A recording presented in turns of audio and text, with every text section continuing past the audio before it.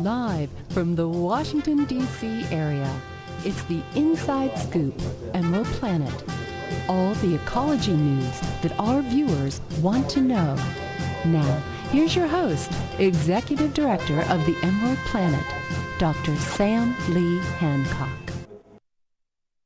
Hello, I'm Dr. Sam Hancock, President, Executive Director of Emerald Planet TV, and we're coming to you live from Astana in Kazakhstan. We're in this very large and dramatic and dynamic country looking at how they're moving forward away from fossil fuels to a new green economy and new green technologies. And as a nation state, they've decided that they're not only going to just buy from abroad and bring in other technologies, but they want to take to improve and actually invent their own. So it's a very dynamic time to be in Astana, the capital city, as well as Kazakhstan. And I have sitting right beside me someone who needs really no introduction to the world. This is Jeffrey D. Sachs. He is the director of the Earth Institute at Columbia University, and also he is accredited to the United Nations. So Jeffrey, welcome to the Emerald Planet TV. Good to be with you. And you've been doing this work for a long time, but we reach to the world, and so there may be a few souls on the planet that doesn't know about your work. Tell us a little bit about the Earth Institute and then how that folds into Columbia University itself. Well, thanks a lot. The Earth Institute is a wonderful initiative of Columbia University. It started about 17 or 18 years ago. I go back as director 14 years. Mm-hmm. It started with scientists at Columbia University saying, we have a serious problem on this planet, and maybe the public, the policymakers, really don't understand the gravity of what we face. And so the climate scientists and a number of engineers and other experts got together and said, we need to make an institute that is for sustainable development. And they got it started, and I was at Harvard at the time, and they very nicely asked me to come and be director back in 2002. At the same time, Kofi Annan, then Secretary General of the United Nations, asked me to be his advisor on what were then the new Millennium Development Goals. Correct. So that was a great combination. And I've been director of the Earth Institute now for 14 years and have learned a tremendous amount from my wonderful colleagues. But it isn't all comforting news, because a lot of what my colleagues tell me almost every day is the situation is more dramatic than we realize. It is really a dangerous time on the planet, because we're ruining the climate, we're destroying a lot of biodiversity, and we don't seem to be very much aware often of what we're doing. Yeah, looking at that, this is something that's really important, and this is the thing that we're going to kind of weave in and out, Jeffrey, you don't mind, with Kazakhstan, because it really is, in a sense, a best practice in itself. You know, it has a hyper economy based on fossil fuels, yet at the same time, it's really charting a new path for not only Central Asia, but really for the world. Backing from that to your Earth Institute, how are you reaching out around the globe to educate people about climate change and what that means to their daily lives, and what does that mean for the future generations on the planet? You know, last December 12 in Paris, all 196 signatories of the UN Framework Convention on Climate Change agreed unanimously to a new Paris climate agreement. Now, when the whole world agrees to something, you should ask what's going on, because Correct. we almost never agree on anything.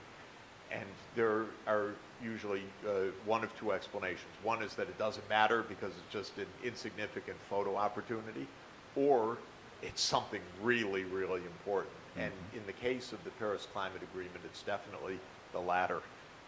Governments sign this agreement because they are absolutely getting scared of what every country is facing. Kazakhstan is facing massive droughts. The United States, tremendous drought in the American West, for example. We've had massive floods and unprecedented superstorms in the U.S. Northeast. We had that horrendous forest fire in Alberta, which decimated a community devastated McAllister. Right.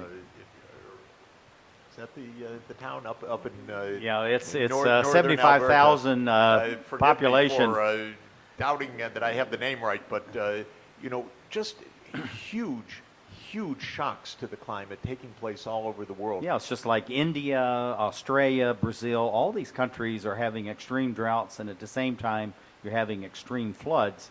So you have this violence that's going on within the environment itself. Since I serve as advisor to the Secretary General, I'm traveling all the time. There isn't a stop that I've taken where I don't hear something shocking going on in this unstable world. I was in Indonesia last week. Of course, huge haze from the peat burning. Right. But that's from the drying that's taking place, partly because of El Nino, but partly because of the global warming that is on top of that. So that's what we're trying to do at the Earth Institute, and what I'm trying to do at the UN as advisor to the Secretary General and also director of a quite wonderful project that I'm again really honored to be part of, called the Sustainable Development Solutions Network. I like every word of it. Right. But sustainable development, yes. Solutions and network. It's a network of hundreds of universities around the world that are saying we need expertise, training, public awareness, convening of multi-stakeholders, government, business, academia, civil society, to get on top of this problem. Yeah, it's this whole thing about the network. It's really all about collaboration, which is another word that we could use for that, because without collaboration, again, trying to tie the needs and the wants, desires, the needs that we have, this climate change, we have to accommodate an ever-expanding population. It's going on all over the African continent as they go beyond 1 billion souls, maybe as early as 2020, no one's really sure.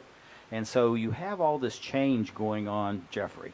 So, and people are genuinely scared, genuinely concerned. Hey, when you get 3- and 4-star generals in the American military saying this is the greatest threat, beyond beyond all these other threats that we're facing. I wish climate change. I wish Congress would listen, but that's what the that's what generals they're are saying. That's what the national So intelligence how does agencies are saying. and through your Earth Institute, how are you getting the message out to all the stakeholders, but at the same time decision makers, to say the world, the bottom 95% gets it. Now, how do we get the 5% of the elected officials, decision makers, to say, hey, we need to pay attention and do something constructive about this? I think exactly what you just said. What constructively can we do? That's where we're putting the emphasis. The climate scientists are telling us the risks. They're explaining what's happening. The engineers are showing us new technological approaches. I'm a public policy guy, so I'm trying to promote change, policy change, saying, look, that's the scientific risk. Here's what the engineers show us, the alternative path. Now, how can we get this done? One of the projects that I have found to be quite helpful in this regard is a project we call the Deep Decarbonization Pathways Project, DDPP. And what it is a technical analysis, country by country, of what's the alternative. Because a place like Kazakhstan has basically developed through its fossil fuels, its coal, oil, and gas. It's led to a lot of income. But now Kazakhstan's told the bad news, or feels the bad news, and it sees it in its own drought and other climate phenomena. We've got to change course. So what this project, the Deep Decarbonization Pathways Project, is aiming to do is to say, here realistically is what can be done. And it has already had an eye-opening effect in many places in the world by showing, don't just be afraid, do something. Don't just do something, analyze, and then do the right thing. And that's the idea of the project. Now, involving citizens, without the mass of humanity, over 7 billion now, we're heading towards 9 billion by 2050. We are. So we're going to have to feed, clothe, provide More food, fuel, power, also more and more needs. energy for these 2 billion new people, plus the 2 to 3 billion we've been leaving behind to date. So how do we do that? So we protect the environment, but at the same time, we actually improve the quality of life for citizens on this planet. Well, the only way is to change the way that we're doing things. And so some people say we have to stop economic growth, but that would leave billions of people behind. Some people say economic growth is so important we just continue to do what we're doing, but that would devastate the planet. So we have to find a way to have economic development and a low carbon economy. Right. Now, thankfully, I mean, maybe we don't deserve it exactly, but thankfully there are answers, good answers, because there is enough solar power, wind energy, hydroelectric, geothermal, nuclear power, which many places are going to use, that we can have a low carbon economy that also expands the amount of primary energy and electricity and high quality that's available. So the truth is, if we change the systems that are underpinning our economy, move away from the fossil fuels, move towards a low carbon electrification system where we're not only generating electricity without carbon emissions, but also using electricity in new ways, especially for vehicles. And try to use much less of it. Energy efficiency, right, low carbon generation, and electrification of our cars. So the internal combustion engine changes over to an electric vehicle, and our heating systems in our homes and our buildings using heat pumps, electricity, and heat pump technology. This makes it possible to do what you asked, achieve economic development, use more energy in the future, in fact, but do it in a safe, sustainable manner. Yeah, and we're just about running out of time. So this is, I'm sure you run into this. I have a huge message, and I've got a short time to put it in.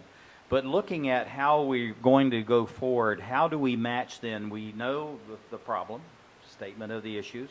We know that there are technological answers to this. And actually, there's hundreds and thousands of these. I mean, we've identified over 1,800 just through Emerald Planet TV. And then to make sure that the policymakers say, okay, it's politically safe for us to do this. So how do we do that in about 45 seconds? First, the public needs to understand and say, we want a safe world, and we want a safe world for our children, and in my case, my grandchildren, so we need to do it. Second, there are ways to do it. Third, governments do need strategies now. And under the new Paris Climate Agreement, they're supposed to have nationally determined plans to 2030. Right. And they're supposed to have strategies for low emissions to 2050.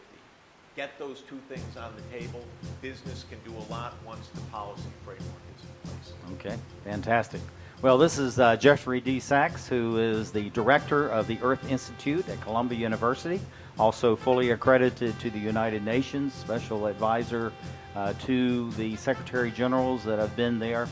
Thank you for being with us as we come to you live from Astana in Kazakhstan as we create the Emerald Planet.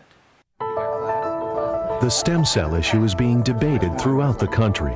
Truth is, most everyone has an opinion, even if they don't know the facts. Let's stop arguing and start really understanding the potential of stem cell research. For us and for millions of Americans living with disabilities, get the facts.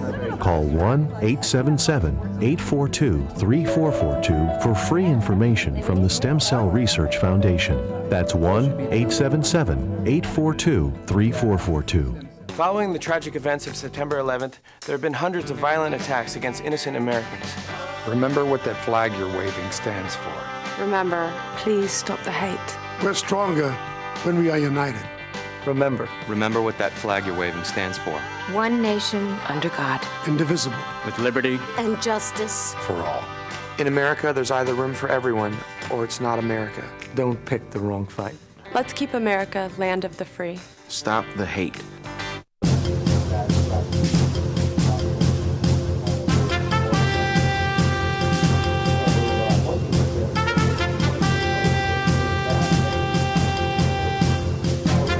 We're back to the Inside Scoop Emerald Planet. Here again, your host, Dr. Sam. Hello, I'm Dr. Sam Hancock of Emerald Planet TV, as we come to you live from Astana in Kazakhstan. We're here looking at the movement of this large and very dynamic society and economy as it goes from a fossil fuel-based economy, coal, oil, and natural gas, to one more based on green energy, both that they develop themselves and also to collaborate with outside organizations. But we have a gentleman who has been working with Kazakhstan, but all over the world on behalf of his country, Portugal. And this name is Joao-Paulo Lobo Ferreira, Principal Research Officer of LNEC, the Portugal National Civil Engineering Laboratory. That is a long name, so hopefully they pay you for the length of your name. Yes. Anyway, a noble name, anyway. Thank you for being here, and it's really excellent to get to learn more about Portugal. Small country, but huge footprint in the world of green energy and green renewable of all kinds of things, and particularly in the area of waste, which is really, it's a new biofuel, and that's what we want to talk about in all this. So just tell us a little bit about the National Laboratory, some of your duties there, and then let's talk about what you're doing as far as the research and how that expands around the globe. Thank you. It's a pleasure to be here, being interviewed by you, Dr. Samuel. It's my pleasure to forward what I have been doing. I was born really in Mozambique. My grandfather was born in Goa, my grandmother in Luanda. I have family in Brazil. So my family is going around the world. So science is also without boundaries. So what we are trying to achieve here in LNEC is something that has a 70-year history. So LNEC is a state ministry, and we have 17 years working in different kind of departments, thematics, like hydraulics in the environment, buildings, materials, structures.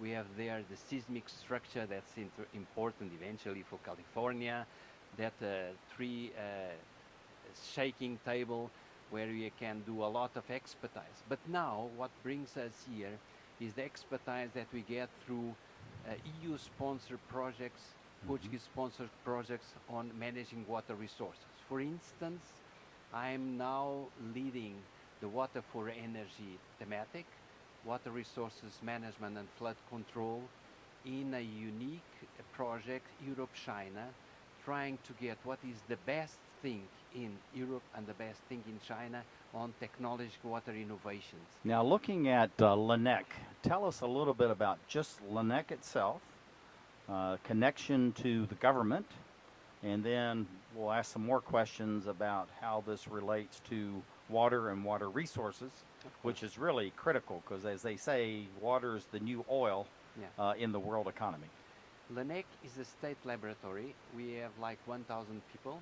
We have like 22, 25 hectares, so it's going to be as big as the expo next year in That's Astana. roughly about 60 acres, U.S. acres. So, and what we are doing is trying to get the best knowledge available on research to be applied in Portugal and in the Portuguese-speaking countries. So LNEC itself is sponsoring research. Portugal is sponsoring research. We are getting in those projects, like I told you, the project Piano or Marsol or Bingo, 8 million euro project, so like $10 million project with partners, like 20 partners for Europe, and we are trying to get the best of the science to move along climate change preparedness, adaptation, etc.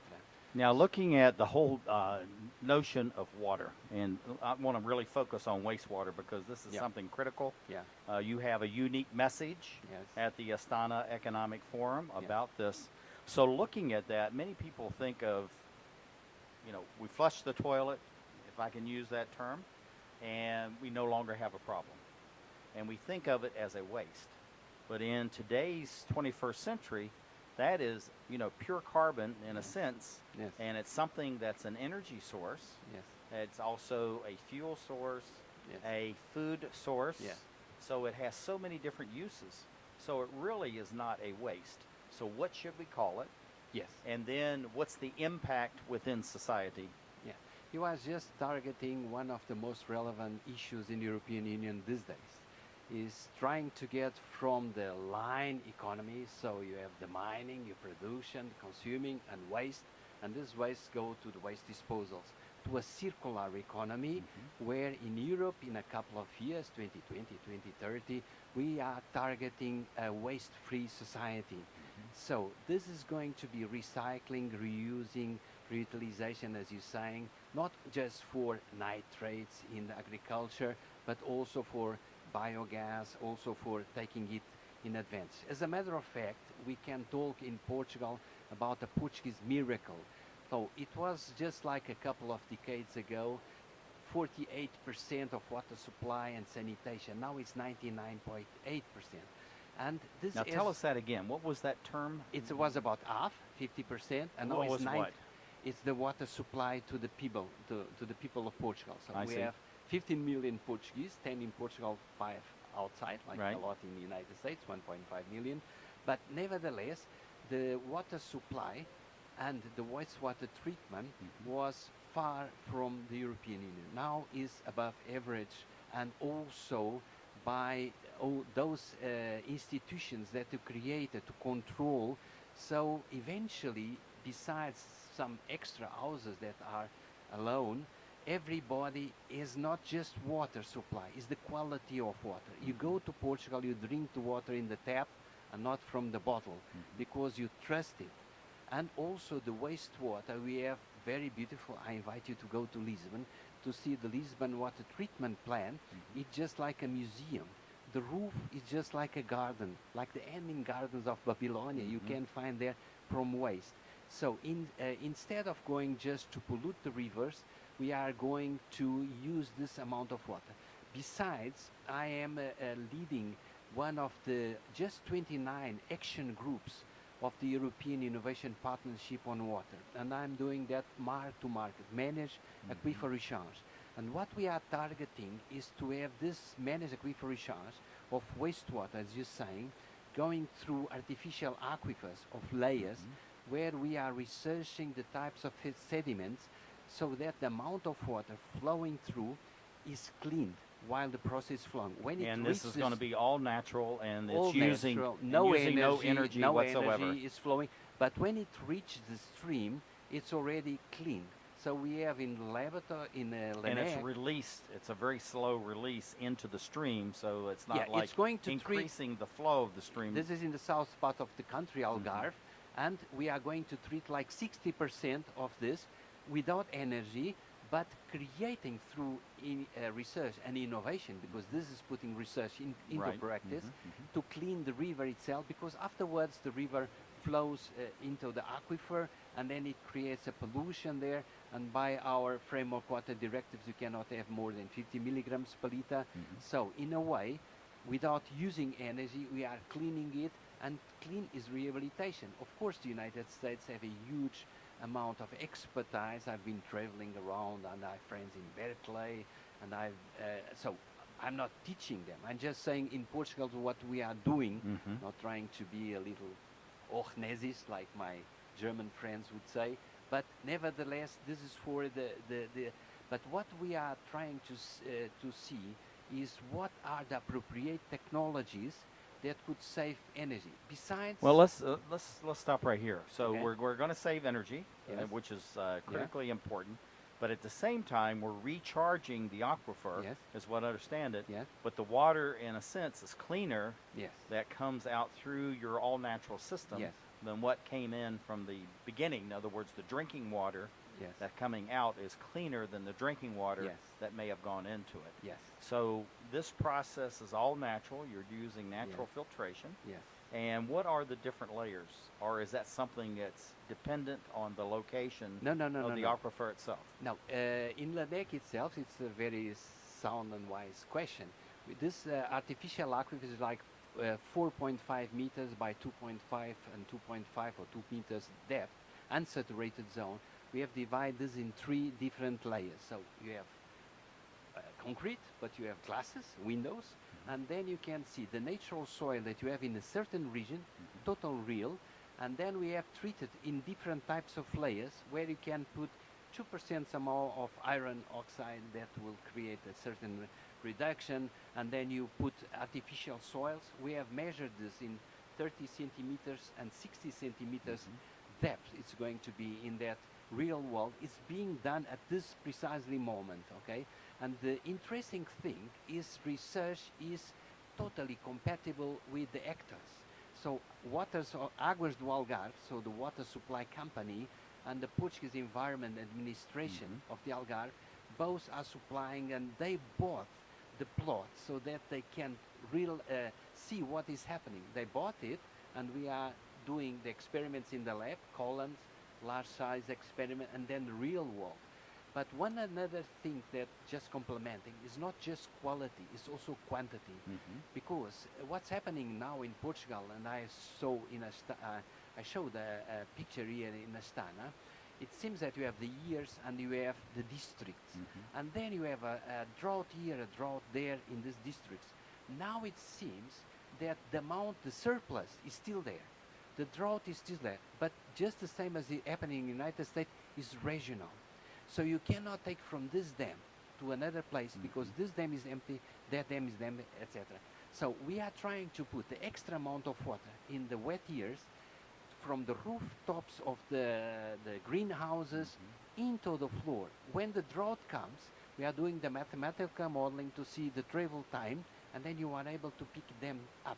Yeah, in other words, to take that, because in other words, you're creating a natural reservoir of this water, and you allow that to sequester until you actually need the water in the future. Now, we're about running out of time. Okay, so looking at LNEC, what do you see for the future research and development, specifically as far as what we're calling wastewater, or some people call biomass energy, and recharging the aquifers for water? And we only have about 45 seconds. Okay, no problem. I'm trying to get a small amount of dams without watersheds that you use also eolic energy, trying to pump back when you don't need the electrical supply so it's a pump from storage. the wind. So you have a cascade of reservoirs without watersheds that will produce energy. In this way, the extra amount could go into the floor, and you have also extra quality and quantity. So trying to be wise to have a safer world in the future, because the resources are there. So we have to learn how to use them in an optimized way. Okay, fantastic. Thank you very much. And thank you for being with us, dear viewer, as we look around the world to create the Emerald Planet. Would you notice if you were missing half your kidney function? According to the National Kidney Foundation, 20 million people have chronic kidney disease, and 20 million more may be at risk and not even know it. Anyone with high blood pressure, diabetes, or family history of chronic kidney disease is at risk. Early diagnosis is vitally important. To get the whole story, talk to your doctor and visit the National Kidney Foundation at kidney.org or call for a free brochure. Because when it comes to chronic kidney disease, you might not know the half.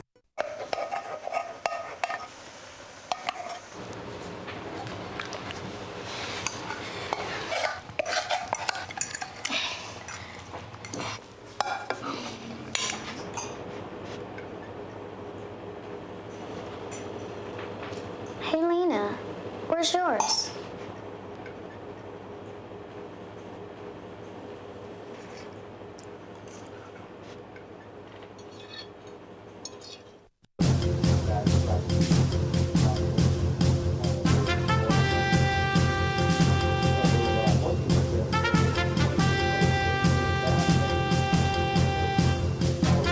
We're back to the Inside Scoop Emerald Planet. Here again, your host, Dr. Sam. Hello, I'm Dr. Sam Hancock, coming live from Astana in Kazakhstan. We're here to learn about the new renewable energy movement by this country. It's taking a very proactive stand as far as Central Asia and the world. Standing right beside me is the head of the Department of Renewable Energy for the Ministry of Energy.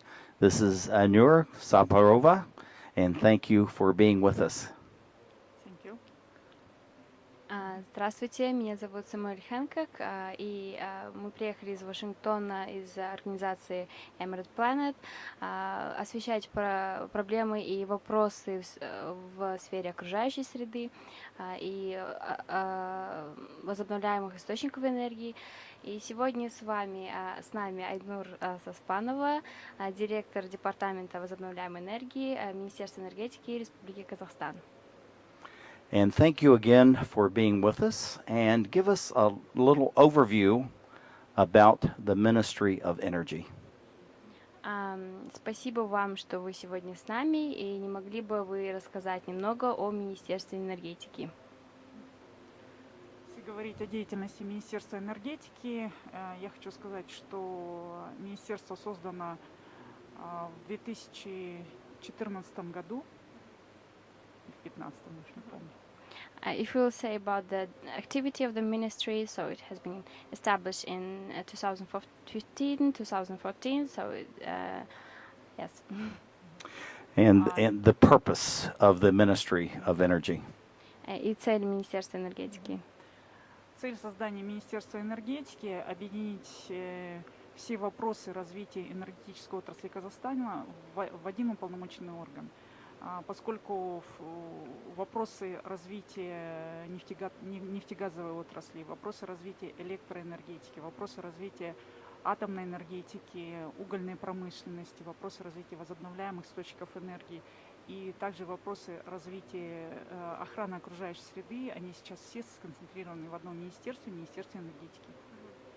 The purpose of the establishment of the Ministry of Energy is to create one body to join the different departments and different sectors, as a sector of oil and gas, of electricity, of coal energy, and these different sectors and different bodies, they was created into one Ministry of Energy, and they have an aim to establish like one goal and one aim for the development of Kazakhstan. The thing I think is very interesting and progressive about the nation is that with all of the renewable energy that you're creating here, you're doing that at the same time where you've developed the fossil fuel energy, but you have a vision for weaning the country and going towards more renewables. Please share for our audiences a little bit about why the emphasis on renewable energy in a fossil-rich country. Интересный аспект именно развития Казахстана, то, что Казахстан является нефтедобывающей страной и с развивающим нефтегазовым сектором, но в то же время Казахстан старается развивать и альтернативную возобновляемую энергию. И хотелось бы осветить именно эти вопросы, на что именно сейчас деятельность государства, министерства делает упор и как видит будущее.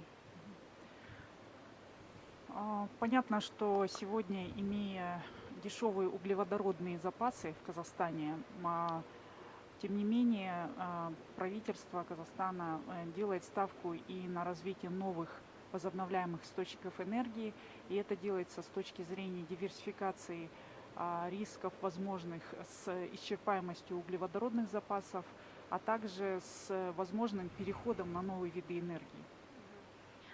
So the government, bearing in mind and considering the cheap price of oil in Kazakhstan and the availability, it's also planning the developing of renewable energy because of the future perspectives. Если говорить о том, какова генерация сегодня в Казахстане, то нужно подчеркнуть, что порядка 70% генерации на угле, которого в Казахстане в большом количестве. If we talk about the generation in Kazakhstan, generation in this sector, so about the 70% of generation in Kazakhstan is based on the coal. Однако у нас есть огромный потенциал возобновляемых источников энергии, и не использовать данный потенциал является необдуманным решением, так скажем. However, we have a huge potential of renewable energy in Kazakhstan, and not using this potential, it would be not good way in developing. В Казахстане огромный ветровой потенциал, и на сегодняшний день есть порядка 12 регионов в Казахстане, где среднегодовая скорость ветра порядка 7-8 метров в секунду. Kazakhstan has a very huge wind potential, and among maybe in medium in 12 regions in Kazakhstan, they have a wind speed about 7 and 8 meters in second. Yeah. У нас есть большой гидропотенциал на юге и на востоке Казахстана, и горные реки Казахстана могут вырабатывать хорошую зеленую энергию, при этом не повреждая окружающую среду. We have a very good potential of hydro energy in the south and east of Kazakhstan, and also very good potential from the rivers, mountain rivers. Yeah, they can create good way in green economy. У нас есть солнечный потенциал на юге Казахстана, порядка 2800-3000 часов в год солнце светит, и использовать этот потенциал тоже имеет смысл. We have also good solar potential in Kazakhstan, especially in south of Kazakhstan, and annual hours, solar hours in these regions is about 3,000 hours. I think it's the potential for renewables and non-fossil fuel energy is just incredible in Kazakhstan. When you're looking across the Central Asian republics, how do you see that Kazakhstan is being an example of what other countries can do to move to more renewable energy sources? Я думаю, что потенциал Казахстана в этой сфере просто невероятный. И как вы думаете, как Казахстан может быть примером среди стран Центральной Азии в развитии? Казахстан действительно может являться примером для центральноазиатских республик по развитию не только возобновляемых источников энергии, но и в целом развитию зеленой экономики. Kazakhstan can be a good example for Central Asian countries, not only in developing of renewable and alternative energy sectors, but also in the developing of the whole green economy. И в этой связи мы продвигаем ряд международных инициатив, в частности, одна из таких глобальных инициатив – это проведение в 2017 году выставки «Экспо» в городе Астана, которая, на наш взгляд, должна послужить очень хорошим толчком для развития, в том числе возобновляемых источников энергии в Центральноазиатском регионе. And we're trying to develop international initiatives in this sphere, and one of them is, as we know, in 2017, Kazakhstan will hold Expo, and we think that it will be a very good point for the further development, and we're hoping that after the Expo, the development will be more faster. One of the things that I was very impressed with as far as the development of the facilities for 2017 Expo Future Energy, one is that you're very proactive in the name. Congratulations for that. And then secondly is that you want to make that as energy efficient and off-grid as possible. And I think you're to be commended. But tell us a little bit about the use of both wind and solar energy for the 2017 Expo site. Я очень удивлен именно теми объектами, которые строятся для Экспо, и слышали, что они именно будут энергоэффективными, некоторые объекты. Не могли бы вы рассказать об использовании ветровой энергии, солнечной энергии для объектов Экспо? В качестве части генерации на Экспо, конечно же, будут присутствовать возобновляемые источники энергии, и они будут встроены в архитектурные решения Экспо. Но мы говорим о том, что в стране к тому времени будет ряд объектов возобновляемой энергетики, которые страна в целом будет потреблять. И это главный вклад Экспо. Yes, we will have some architecture facilities with the usage of renewable and alternative energy. And by the expo, Kazakhstan as a whole will use in various regions alternative and renewable energy, and it will be a good example that we are going to start and we are using, and we're going to start this expo. And the usage of renewable energy in the Kazakhstan as a whole, it is example itself. You know, so the country is becoming what we call a best practice in itself, and we're almost out of time. And thank you for sharing your information and being with us for this live interview from Astana in Kazakhstan. But what do you see for the future of Kazakhstan and expanding its use of the renewables, but also manufacturing your own equipment within Kazakhstan? Спасибо за ваше время интервью сегодня. Мы думаем, что Казахстан является действительно одним из лучших практик в этой сфере. И как вы думаете, в будущей перспективе развития возобновляемой альтернативной энергии, какие планы у Казахстана развивать именно вот объекты или производство каких-либо оборудований или частей для этих техник в Казахстане, именно производство? И у нас есть еще 1 минута. Я буквально кратко. На сегодняшний день в Казахстане есть законченный цикл по производству солнечных панелей, так называемый проект КАСПВ, который, начиная от добычи кремния, заканчивая сборкой готовых модулей в Астане, производит солнечные модули. Мы надеемся, что таких производств будет больше, и мы будем и производить не только солнечные панели, но будем производить комплектующие для ветровых станций, для гидростанций, поскольку производство – это новые рабочие места, это повышение эффективности проектов возобновляемых источников энергии, это неокры и так далее. Kazakhstan is already have the company is called KASPV. They are already producing the solar panels, and we are hoping and expecting that Kazakhstan will further produce some equipments for wind and hydro energy as well. Yes, thank you for being with us. We're coming live from Astana in Kazakhstan, talking with Ainur, who is the head of the Department of Renewable Energy for the Ministry of Energy. Thank you very much as we create the Emerald Planet.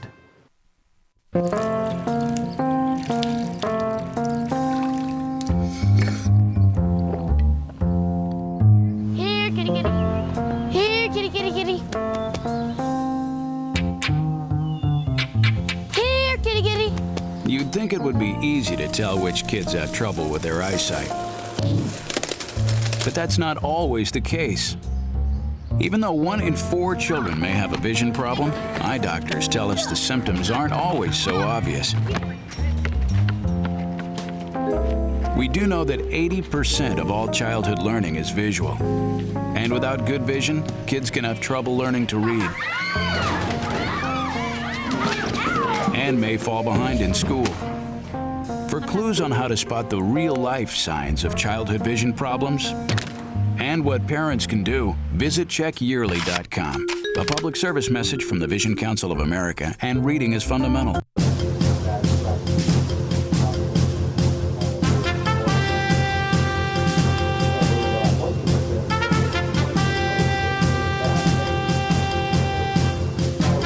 We're back to the Inside Scoop Emerald Planet. Here again, your host, Dr. Sam. Hello, I'm Dr. Sam Hancock, President and Executive Director of Emerald Planet and Emerald Planet TV.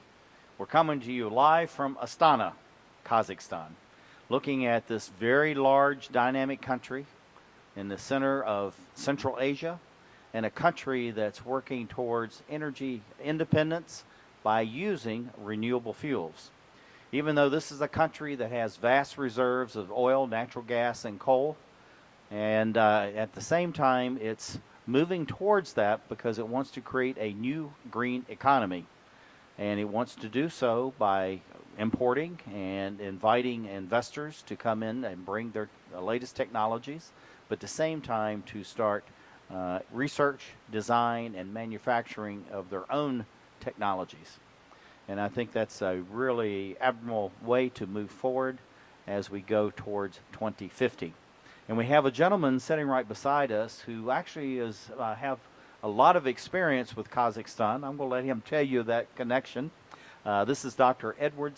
He is the Deputy Director of Research, member of the Russian Academy of Sciences, which is world-class standards and very important.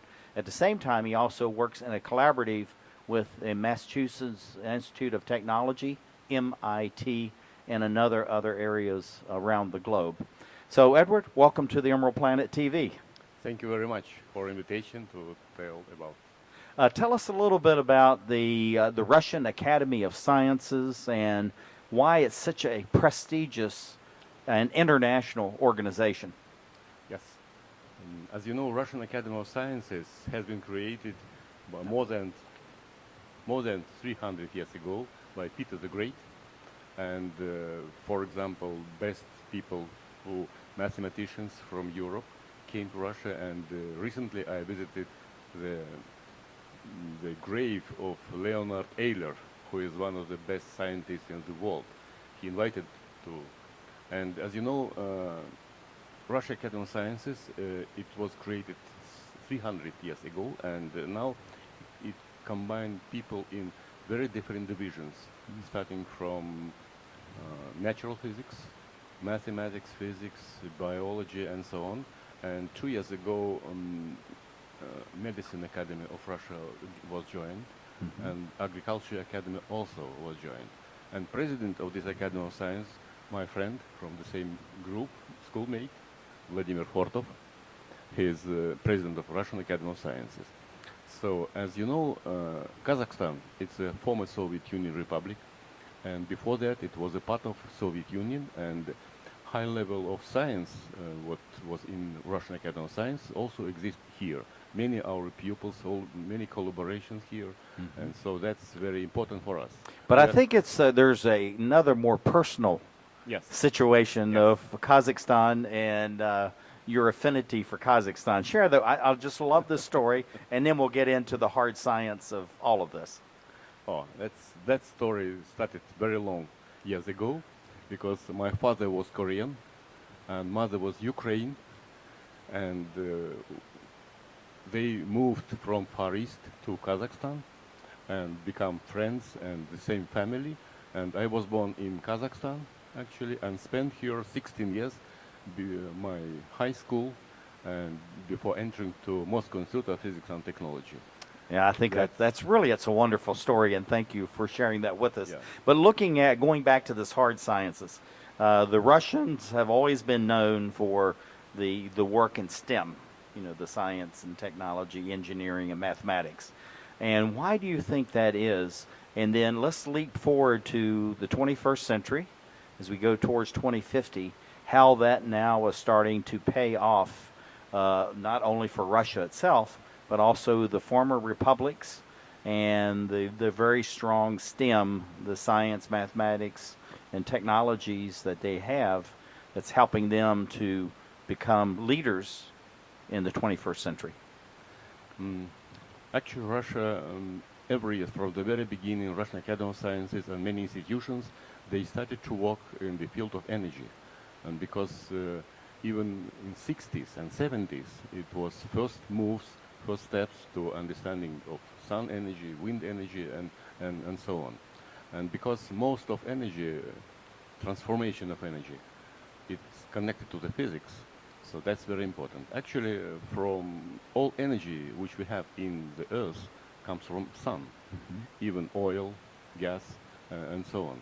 But there is renewable energy, which energy comes every day. It comes and it's go out, we spend it. So, but the problem that there are two problems: how to create energy how to store energy and how to use energy.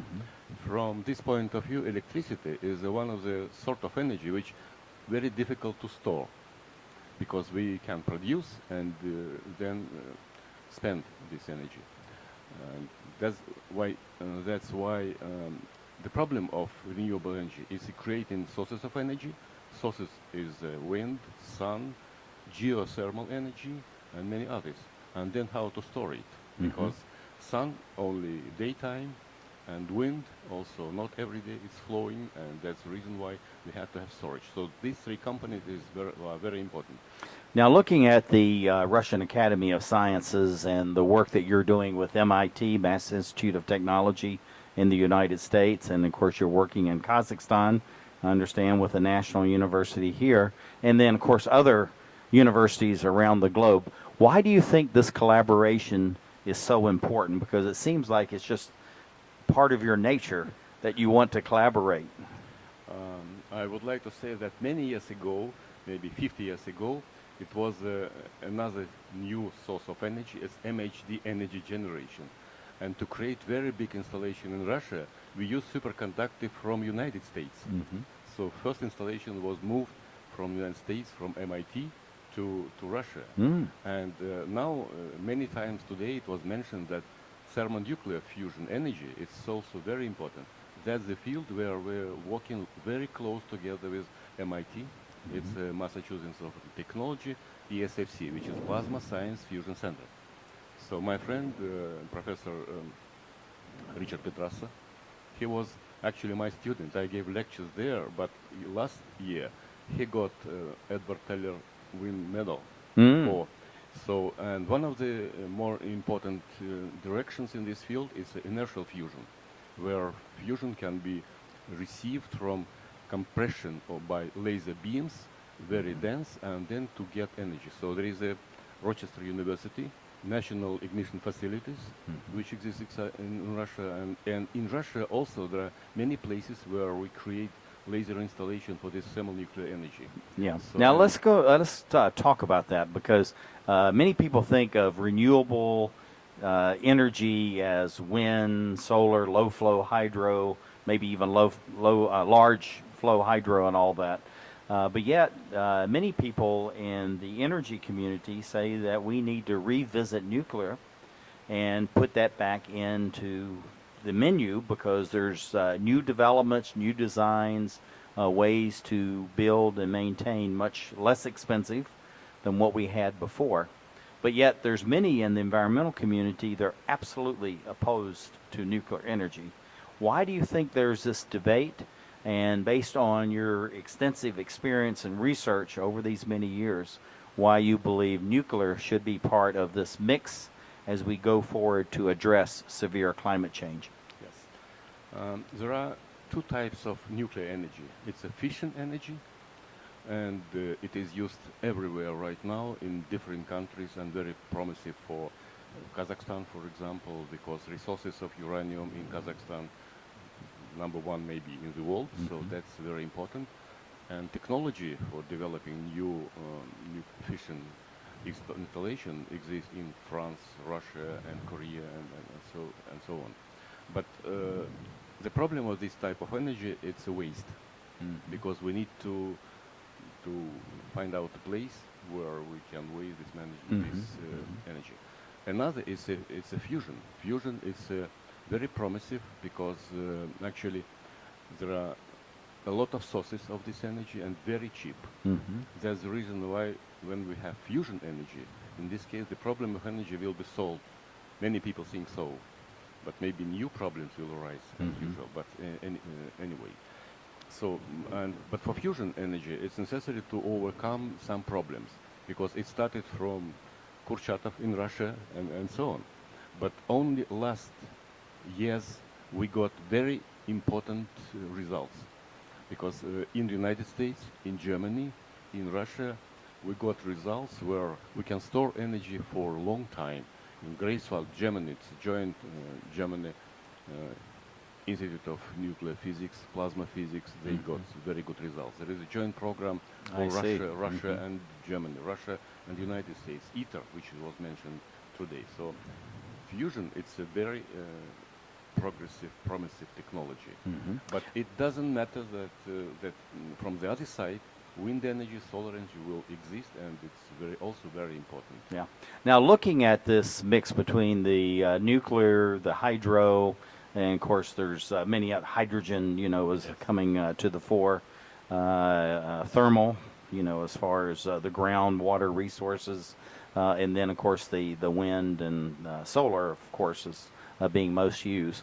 Among that mix, how do you think we need to expand that, or do you think there really needs to be any calculation as far as what has priority or not, or is it based on the country, the level of investment, and what the local demands for energy may be? Now we live in the era of globalization. So that means that if we have wind, so wind exists one country, another country, and so on. And each country has special conditions for developing different types of energy. It depends. For example, Russia, it's a severe country with a cold, it's north country, and so on. Kazakhstan is in between China and Russia, so it has places where we have very good sun, wind, and so on.